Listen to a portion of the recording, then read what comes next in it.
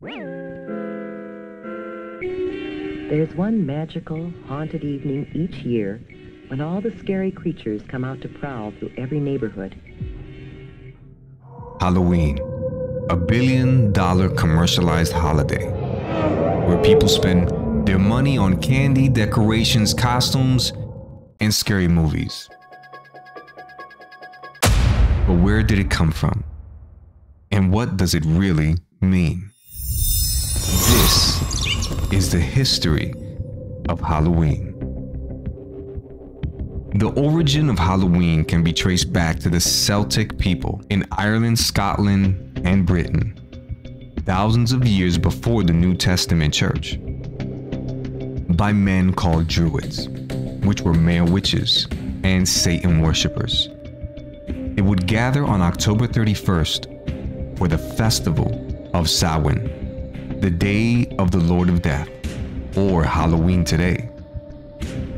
It was a tradition held at the end of the summer when sacrifices were made to the gods in Druid tradition. They believed that Samhain, the god of death, scattered evil spirits during this time throughout the world to attack humans. These evil spirits would play nasty tricks as soon as the night came. To escape the attacks, people would put on disguises and make themselves look like demons. They would leave food offerings and severed heads at their doorsteps like pumpkins to keep evil spirits away, and to have bonfires at night with human and animal sacrifices. It was believed that on October 31st, the veil was at its thinnest between the physical world and the spirit world, which made it easier for them to cross over or communicate with. In a secular publication, Irish Counties, A Journey to the History, Culture, and Traditions of Ireland, page 132, it states, another great festival of ancient Celts was Samhain, which is held on October 31st, on the eve of a pagan feast, the night known to us now as Halloween. This was a wild and savage occasion, with human sacrifices offered and victims burned as offerings by the druids to the gods. It was a season appointed by the druids from Salem intercession of the living and for the souls of the dead persons who departed life. We are next informed that the druids taught the Pythagorean doctrine, a snake doctrine, regarding transmigration of souls. These were called to judgment at this season by Baal Samhain. According to their merits or demerits in the past life, souls were assigned to enter bodies of humans or brute species.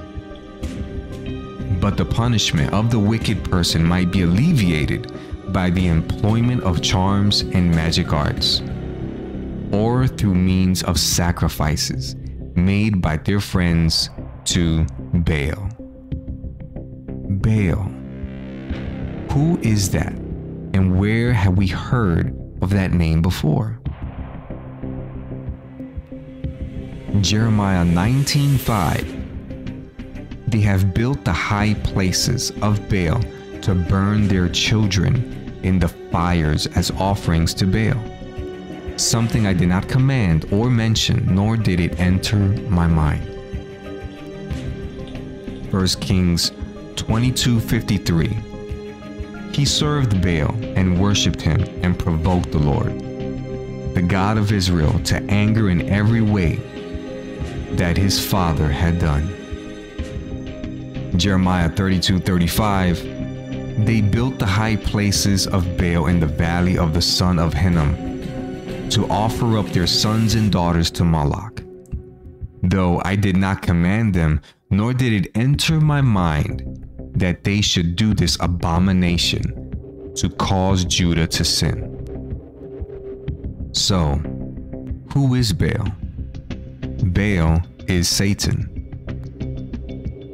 But you are probably saying this is not what it means today, and people don't do these type of things now. But if you go to the National Criminal Justice Reference Service website, a government website, you will see a publication on satanic cult awareness and the things that are done today on October 31st to people and children.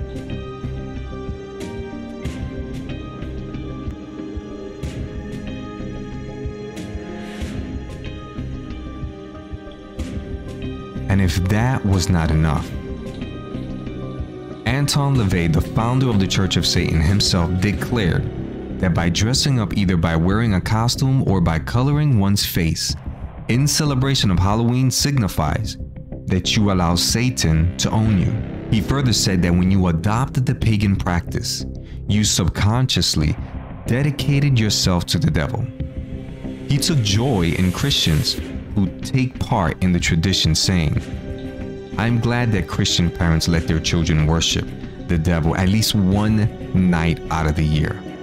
Welcome to Halloween."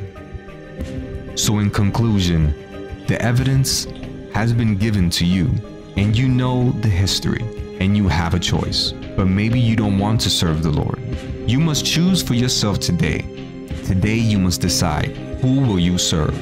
Will you serve the gods that your ancestors worshipped when they lived on the other side of the Euphrates River?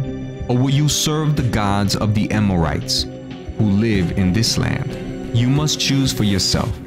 But as for me and my family, we will serve the Lord. Carefully determine what pleases the Lord. Take no part in the worthless deeds of evil and darkness. Instead, expose them.